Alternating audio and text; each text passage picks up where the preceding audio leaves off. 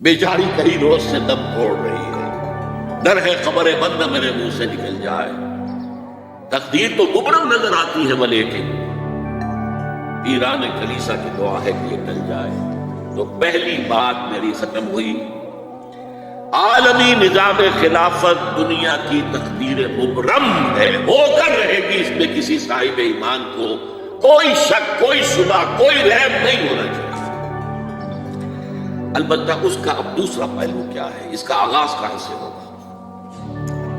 پہلی بات تو یہ، ہمارے بعض لوگوں کے ذہنوں میں، سادہ دل لوگ وہ سمجھتے ہیں کہ پوری دنیا میں ایک ہی دفعہ آ جانی چاہیے۔ یہ کوئی علاقائی خلافت تو نہیں ہو سکتی، خلافت تو عالمی ہوتی ہے۔ ان سے میں کہتا ہوں، عالمی خلافت کب تھی جناب؟ یہ تو نہ خلافت راشدہ میں عالمی تھی، کیا ہندوستان شامل تھا اس میں؟ کیا چین شامل تھا؟ کیا یورپ شامل تھا؟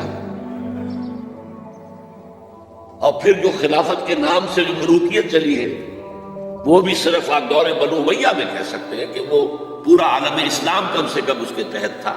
بعد میں خلافت عباس، بنو عباس میں، اور فاطمیین کی خلافت میں، اور آل عثمان جو ہے آٹومان ٹیکس کی خلافت میں ٹکڑے تھے، اس سے بکھرے تھے، کوئی مانتا تھا، کوئی نہیں مانتا تھا۔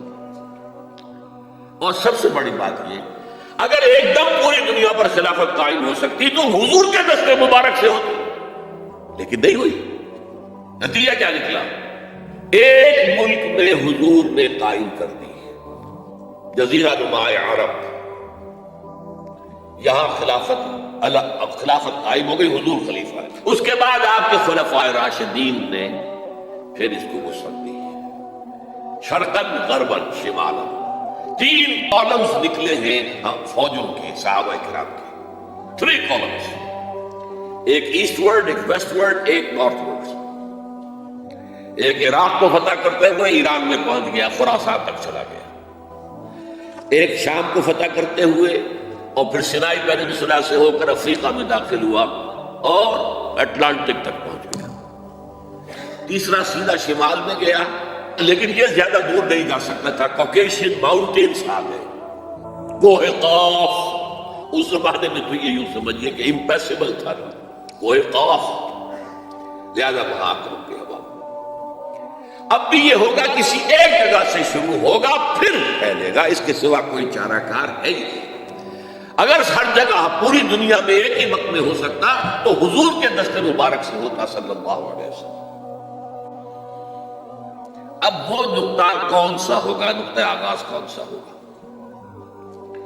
اس میں پہلی بات تو میں نے کہا، جو شک کرے گا اس کا پھر ایمان مشکوک ہے۔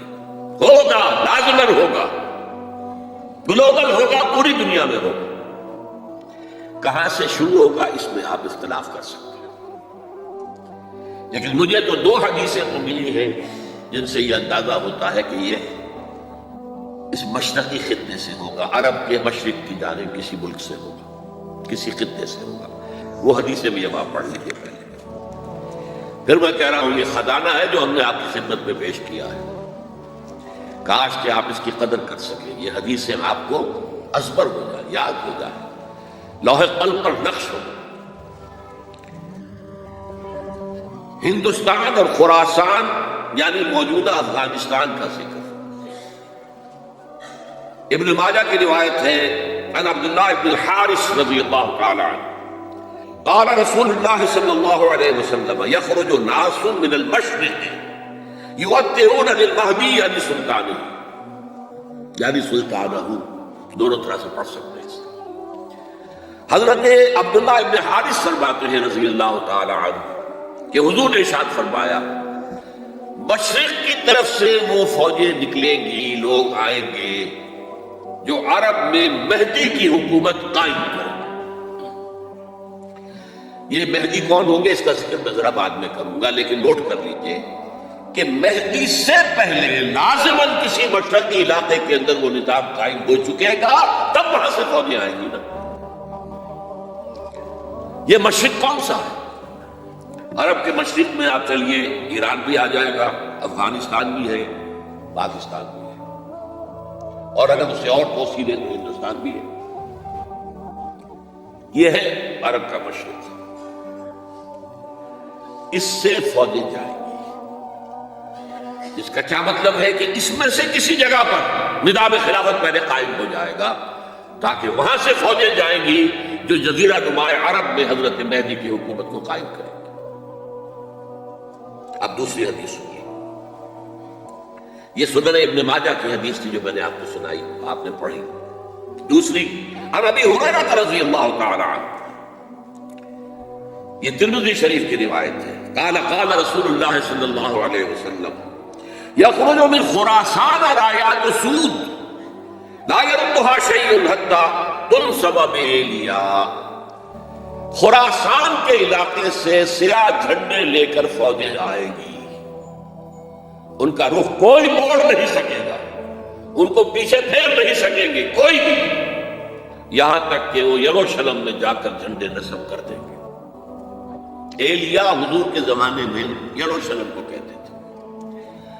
یہ یروشلم تھا جب حضرت سلیمان کی حکومت تھی اور یہاں پر معبد سلیمانی، ہیکل سلیمانی قائم ہوا، پھر یہ یروشلم گرا ہے تاریخ میں، یہاں تک کہ سن 70 عیسوی میں جب ٹائٹس رومی جنرل نے اس کو گرایا، ختم کیا، سیکنڈ ٹیمپل گرا دیا، اور یہاں سے یہودیوں کو نکل جاؤ، یہاں سے کوئی یہودی باقی نہیں رہا، تب بالکل تہو پالا برباد کر دیا۔ اس کے کوئی 150 سال بعد ہیڈریان، رومن ایمپرر ہیڈریان، اس نے پھر دوبارہ آباد کیا اس شہر کو۔ 150 سال تک یہ بالکل بنجر اور بالکل غیر آباد پڑا تھا۔ اب ہیڈریان نے جب آباد کیا تو اس کا نام ایلیا رکھا، اب یروشلم نام نہیں تھا، تو حضور کے زمانے میں پھر اس کا نام ایلیا تھا۔ اور اب اس سے کیا معلوم ہو رہا ہے کہ یہ یروشلم مسلمانوں کے قبضے سے اس وقت نکلا ہوا ہوگا، ایک دفعہ پہلے نکلا تھا، سن 1099 عیسوی میں مسلمانوں کے ہاتھ سے نکلا، کروسیڈرز عیسائیوں نے آ کر اس کو قبضے میں کیا، لاکھوں مسلمانوں کو مارا، قتل کیا۔ اس کو 1187 عیسوی میں واپس لیا ہے، کس نے لیا ہے؟ صلاح الدین ایوبی کرد۔ عرب کھوکھلے ہو چکے تھے، عربوں نے کھویا، واپس نہیں لے سکے، بہت حکومت کر چکے تھے، 400-500 برس کی حکومت کر کے، اور ان کے عیش اور ان کے آرام اب ان میں جان نہیں تھی کہ وہ واپس لے سکے۔ واپس لینے والا گرم کرد خون تھا، صلاح الدین ایوبی۔ تو گویا کہ اب آپ سمجھئے کہ 88 برس تک عیسائیوں کا قبضہ رہا یروشلم پر۔ اب 1967 میں یہودیوں نے قبضہ کیا ہے، اور اب 38 برس تو ہو گئے، 88 نہیں تو 38 برس تو ہو گئے، لیکن وہ دور آئے گا کہ اب پھر لیں گے، لینے والے عرب بھی نہیں ہوں گے، خراسان کے علاقے سے فوجیں آئیں گی۔ یہ خراسان کیا تھا؟ ایلیا جو میں نے آپ کو بتا دیا، یروشلم کا نام ہے۔ خراسان اس زمانے میں ایک بہت بڑے ملک کو کہتے تھے، کچھ حصہ پاکستان کا بھی اس میں شامل ہے، کچھ حصہ ایران کا بھی ہے، ایران کے اس حصے کو اب بھی خراسان کہتے ہیں، وہ ایک صوبہ ہے، خراسان ایک صوبہ ہے ایران کا چھوٹا سا۔